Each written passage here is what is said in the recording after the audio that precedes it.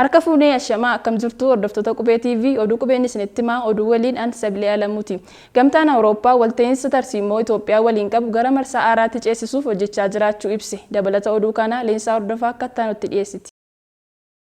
Gamtaan Awurooppaa walta'iinsa tarsiimoo Itoophiyaa waliin taasifamu gara marsaa haaraatti ceesisuuf hojjechaa jiraachuu beeksise. Hojii Itoophiyaan nagaa waaraa fiduuf hojjechaa jirtu akka deeggaran ibsaniiru. Itoophiyaatti Ambaasaaddarri Gamtaa Awurooppaa Roolaand Koobiyaa hojii Gamtaan Awurooppaa Itoophiyaa waliin tumsaa qabu cimsuuf hojjechaa jiru ilaalchisee ibsa kennaniiru. Ambaasaaddarri Roolaand Itoophiyaa fi Gamtaan Awurooppaa walitti dhufeenya seenaa kan qaban yoo ta'u, tumsa isaanii daran cimsuuf waliigaltee tarsiimoo irratti hojjechaa akka jiran ibsan.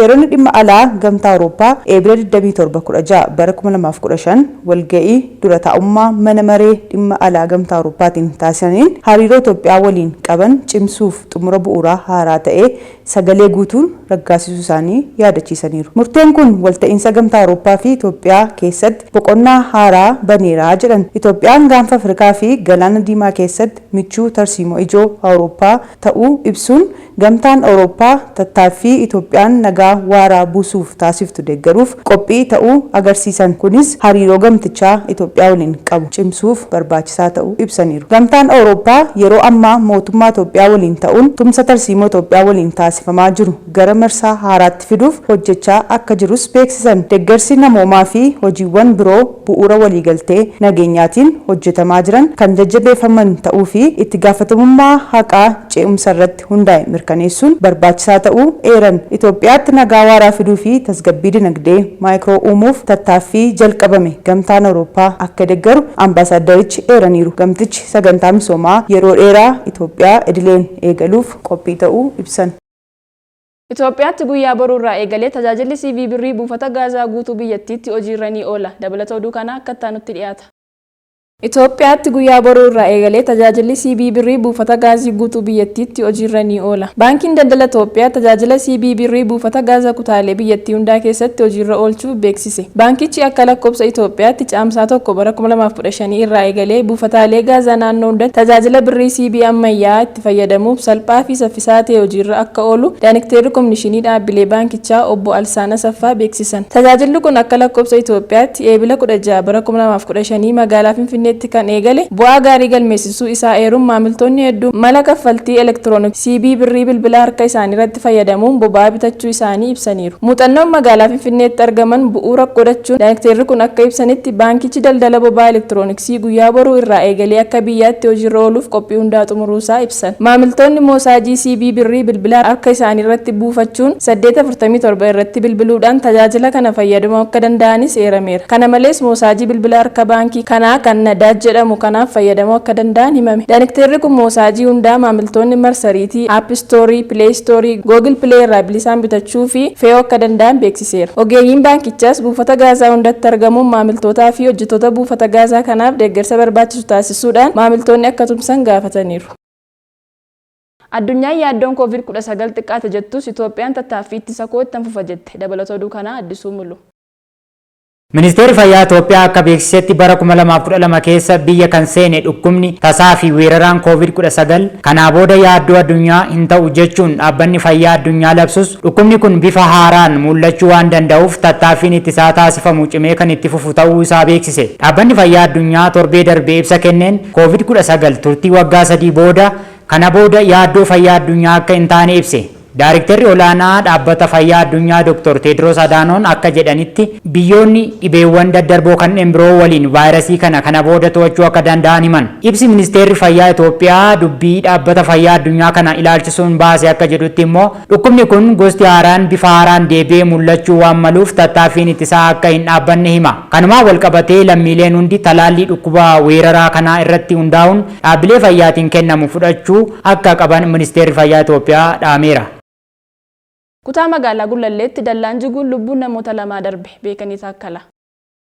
Kutaa magaalaa Gullalleetti dallaan jiguun lubbuun namoota lamaa darbe. Magaalaa Finfinnee kutaa magaalaa Gullallee aanaa afuritti dallaan iddoo awwaalchaa jiguun lubbuun namoota lamaa galaafachuu ibsame. Balichaan namoota afurirra miidhaan qaamaa qaqqabuu fi gara hospitaalaa beetiif buufata fayyaa mananitti yaala fayyaaf geeffamu. Hoogganaan qindeessaa qorannoo yakka buufata poolisii Qacanee Inspektar Tasfaayee Sheetuun ibsaniiru. Balichaan hoolaa fi re'een hangi isaanii yeroof hin beekamne du'us eeraniiru. Hojjettoonni yeroo balaa namoota balichaan miidhaman gargaaraa fi hojii lubbuu baraaruu hojjechaa jiraachuu ragaan kominikeeshinii kutaa magaalichaa irraa argame ni mul'isa.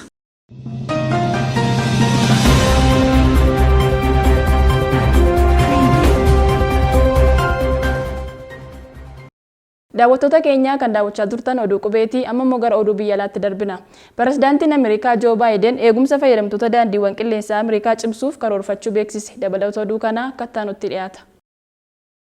Pirezidaantiin Ameerikaa Joo Baayiden eegumsa fayyadamtoota daandiiwwan qilleensaa Ameerikaa cimsuuf karoorfachuu beeksise. Pirezidaantiin Ameerikaa Joo Baayiden ministeerri geejjiba Ameerikaa seera haaraa daandiiwwan xiyyaaraa imaltoonni balallii guddaa harkifachuu yookiin haqamuu isaaniif beenyaa akka kaffalan gaafatu barreessuuf akka kaayyeffate wiixataa irraa beeksise. Bulchiinsi Baayiden daandiiwwan qilleensaa irratti tarkaanfii fudhachuu fi eegumsa fayyadamtoota imaltootaa cimsuuf tarkaanfiiwwan wal duraa duubaan fudhate keessaa isa dhumaati. Daandiin xiyyaaraa tokko balalliin akka haqamu yookiin harkifatu yeroo taasisu imaltoonni kaffaluu hin qaban jechuun barreessaan geejjiba Ameerikaa Yuusdoot Piit Butigiig ibsa kennaniin dubbatan. Barreessaan geejjiba Ameerikaa Yuusdoot akka jedhanitti daandiiwwan xiyyaaraa imaltoota daandiiwwan qilleensaaf kanneen akka baasii nyaataa fi hoteelota akka uwwisan gaafatu barreessuuf karoorfachuu isaa ibseera. Haa ta'u malee dhaabbileen geejjibaa harki caalaan isaanii hagayya bara 2022 keessa fedhii isaaniitiin hoteelota yookiin nyaata dhiyeessuu waadaa akka seenan yoo ta'u harkifannaa uumameef garuu beenyaa maallaqaa kennuu mormaniiru. Bulchiinsi Baayiden kaffaltii teessoo maatii mormeera. Dhaabbileen xiyyaaraa 10 maallaqa deebisuu dhabuu isaaniin qorachuun daandiin xiyyaaraa South West ergaa balaan ayyaana balalliin 16,000 ol akka haqamu taasisee booda kana caalaa akka hojjetu dhiibbaa taasise. Akkasumas eegumsa fayyadamtoota haaraa biroof yaada dhiyeesse. Ameerikaa fi Raashiyaan waraanatti galuuf qarqara akka jiran dubbii himaan dhimma alaa Raashiyaa hime. Addisuu Muluutu qindeesse.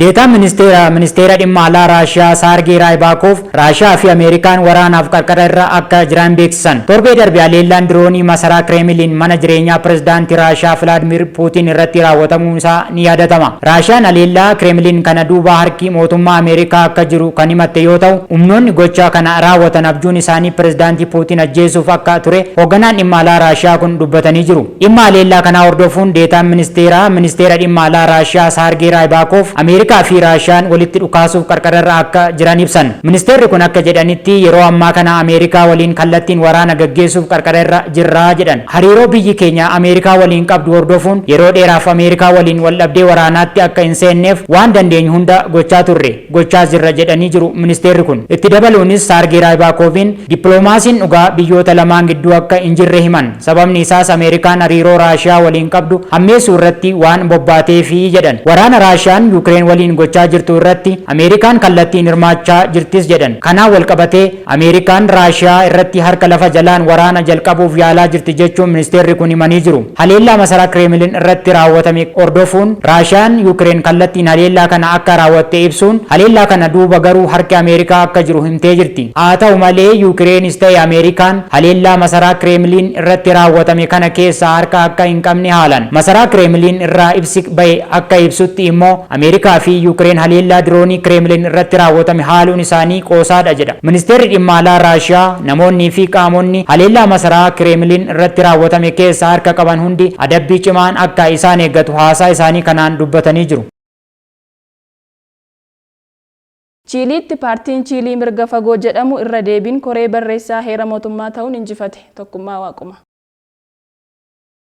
Biyya Chiiliitti paartiin Riippaabilika Chiilii kan mirga fagoo Chiiliis Faar Paartii jedhamu wiixatarraa sagalee guutuu biyyattii keessatti miseensota 50 koree heera mootummaa bara abbaa irree biyyattii bakka bu'u wixinuu filachuuf sadarkaa tokkoffaan injifachuun isaa ifoome. Abbaan taayitaa filannoo Seerveel akka gabaasetti waraqaan sagalee hundi lakkaa'amee kan isaanii jechuun ni danda'ama. Paartiin Riippaabilikaan sagalee dhibbeentaa 35 kan injifate yoo ta'u, kunis teessoo 22 koree irra deebiin barreessuu heera mootummaa irratti argamuun wal simaadha. Paartileen aadaa mirgaa dhibbeentaa 21 dabalataan injifachuun dhiibbaa humnoota teessoo dabalataa 11 kan kennan yoo ta'u gamtaan bitaa pirezidaantii Gabriel Boorikiin deeggaramu ammoo dhibbeentaa 29 yookaan miseensota koree 11 xumureera. Filattoonni biyya Ameerikaa kibbaa heera mootummaa bara 1980 kan sirna abbaa irree Agustos Pinochet jalatti fudhatame irra deebiin barreessuu irratti akka hirmaatan kan waamaman yeroo lammataa isaaniiti. Ji'a adoolessaa keessa barreeffamni kanaan dura yaa'ii heera mootummaa irra caalaan isaanii siyaasa walabaa irraa ijaarameen oomishame filattoota dhibbeentaa 62 fudhatama dhabee ture. Bu'aan paartii Rippaabilikaan mirga fagoo yeroo hunda adeemsa irra deebiin barreessuu heera mootummaa mormaa ture ragaa kamiyyuu caalaa baay'eedha jechuun yuunivarsiitii Chiilii keessatti itti gaafatamtuun sagantaa saayinsii siyaasaa Claudia Hayes Associated France Pressitti gabaasteetti. Koree heera mootummaa miseensota 50 qabu kana keessatti filatamuuf namoonni 350 dorgomaa turan. Yaadonni sammuu qulqulluu injifataniiru jedhan hoogganaan paartii Rippaabilikaan Jose Antonio Castes. Castes hooggantoota dhiibbaa uumtoota biroo kanneen akka Biraazil Jair Bolsonaro, Donald Trump Ameerikaa fi paartii mirga fagoo Spain Vox waliin firooma qabaachuu isaanii ibsaniiru. Miseensota koree 22 kan qabu paartiin Rippaabilikaan nama kamiinuu mari'achuun hin barbaachisu heera mootummaa barbaadan barreessuu danda'u akkasumas fooyyessa kamiyyuu filachuuf aangoo qabaa jedhan Hayes.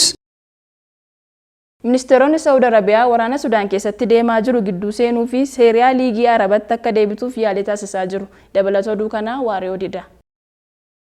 Ministeerri dhimma hala liigii Arabaa kora guddaa Kaayirootti waliin rool irratti wal dhabde Suudaan keessatti uumamee fi biyyattii Siiriyaa keessatti deemaa jiru qabbaneessuuf hojjechaa jiraachuu beeksise. Duub Horkan irratti ministeerri dhimma hala liigii Arabaa miseensummaa Siiriyaa mirkaneessuuf sagalee irra guddootti hadoon taane dhimmichi xiyyeeffannoo barbaadu yoo ibsu tarkaanfiin kun fudhatamee walgahii liigii Arabaa dirguddaa Saud raadiyaatti waliin taa'ee irratti ibsamee jira. Akkasumallee kora hagamma jilaan deemuu jiru biyyattii Siiriyaa jedhamtu tuni nagaa argachuuf humniti alaa kan amma Siiriyaa keessa jirtu aga kan baatu yoo ibsitu ofii immoo rakkoo kana furuuf akka malee irratti hojjechaa jiraachuu dubbii isaanii godhachuu dubbatan. Duub biyya alaa keessa baasuun nagaa kan argattu Siiriyaan sababa haalli isii keessatti deemaa jiru sirrii hin taaneef waggaa 10 har'a biyyittii Arabaa tarii isii akkasiin hin baan liigii ofirra dhoowwuun reebaa turuun isii himama. Waggaa dhugaan dura heegi liigii tan keessa gussaniin duub Horham Kaayiroo walirtaa'uu jiru irratti eegii Siiriyaa gar liigii keessa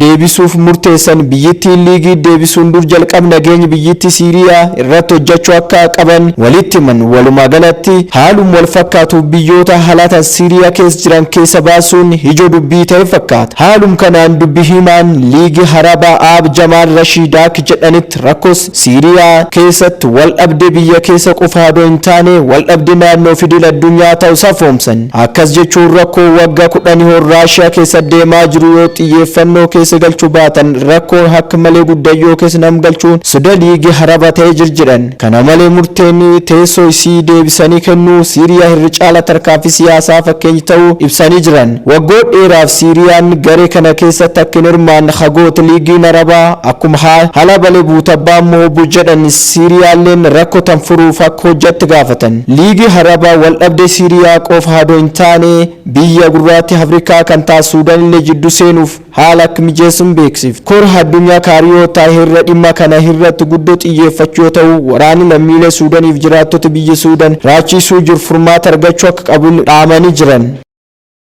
Daawwattoota keenya kan daawwachaa turtan oduu qubeetii oduu qubee waliin an Sabiliyaa Lamuun ture qophiileen qubeetii biyya afanitti fufuu turtii gaarii.